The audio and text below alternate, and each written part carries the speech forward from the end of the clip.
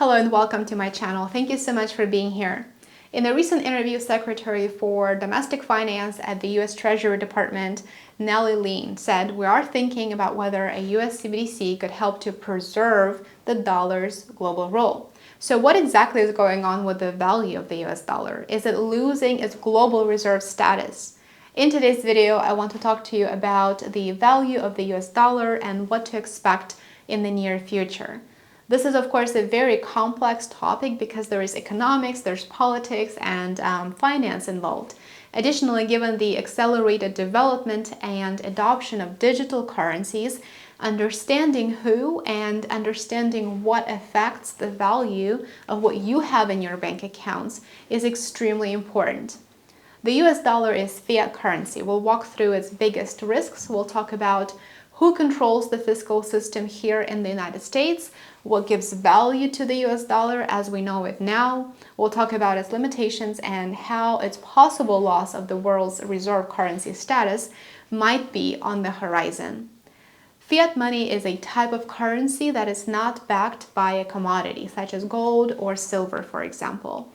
As you know, in 1971, when President Nixon took the United States and inherently the entire world off of the gold standard, more and more red flags have been raised. There are signs that its collapse might just be a question of when and not a question of if, especially since many economies are working to reduce their reliance on and their exposure to the US dollar. China is very much interested in its yuan becoming stronger. We are already seeing the dollar playing less and less of a role in portfolios of central banks around the world. The geopolitical tensions served as a reason, as a catalyst for a number of countries to diversify away from the US dollar. Among them are China and Saudi Arabia. This is a really interesting partnership because oil is priced using the US dollar right now, which really helps it to maintain its status as a global reserve currency. Saudi Arabia is in accelerated talks with China to accept yuan instead of dollar for oil that Beijing buys. If an agreement is reached, and most likely will be, there's no doubt that it would have a substantial impact on the value of the United States currency. First, if we want to know what to expect in the future, we should understand who is in control of the money supply. Who are the main stakeholders? So there are four groups. First, central banks. Central banks have a monopoly over the production of money. The Federal Reserve manipulates the interest rates and keeps them either low or raises them if it wants to tighten its monetary policy. Then there are those who create laws, policymakers, in other words. This is the second group. Even though central banks create money virtually out of thin air, they don't really have the authority to decide how that money is spent. That is the responsibility of policymakers, our government. The third and the fourth groups are investors and industrialists. Industrialists and investors, to an extent, have a certain level of influence over the second category through lobbying, but really they're the ones with the capital and tangible resources. The collapse or the success of any fiat currency, including the US dollar, is really driven by these four groups of people. So we just covered who controls the financial system. Now, speaking about whether or not fiat currency will eventually collapse, we need to understand what gives it value, since there are no gold and silver reserves that back it. Today, the United States Federal Reserve is required to hold collateral that is equal to the value of the dollars in circulation. But here's the tricky part. This collateral is the US government issued debt. So in the case with the US dollar, here's what it means in practice. In reality, there are two reasons it has value. First, because investors and lenders around the world believe that the US government will repay its debts, because debt serves as collateral here, right? And two, the US dollar has value because the US government says it does. So to sum it up, fiat currencies require government backing to exist. They require public trust in the government. Cryptocurrency, on the other hand, doesn't need that. With that being said, it is not too surprising that cryptocurrencies have been a very popular alternative. It's not subject to control of any particular group or entity, in contrast to fiat currency, because most cryptocurrencies aren't backed by central banks.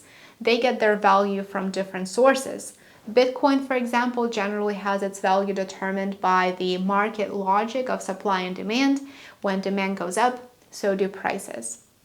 This brings us to the limitations of a fiat currency and the US dollar specifically.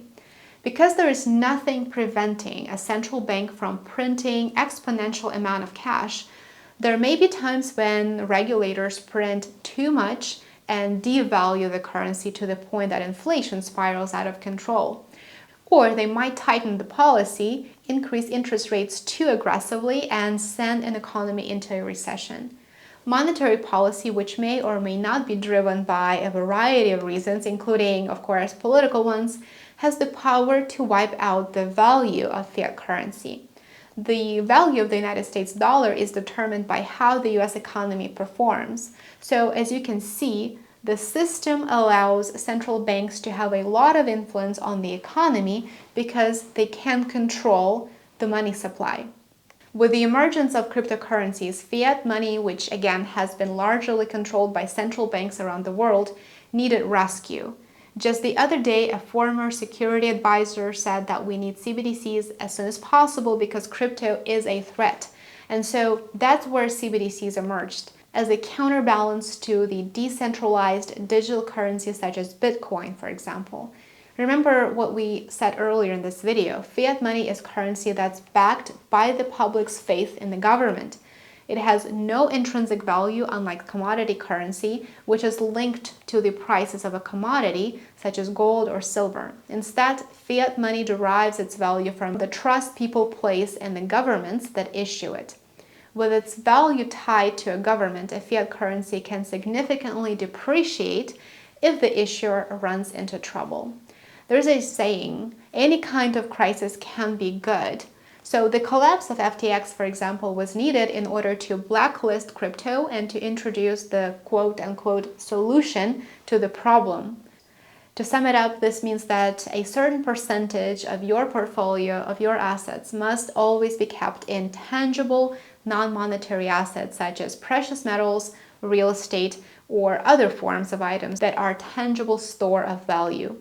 Given how quickly the CBDC process moves forward, it only makes sense to start preparing for it now. Keep an eye on the developments and consider the pros and cons of fiat money when making decisions about saving and/or investing. That's it for today. If you enjoyed this video, you might want to watch one of my recent videos where I walk you through what you should do now to prepare for more interest rate increases this year. Thank you for watching the video and for supporting my channel. Subscribe on YouTube and Rumble. Give the video a thumbs up if you learned something new and share it with your friends and family. Thank you for watching, and I will see you in my new one tomorrow. Take care.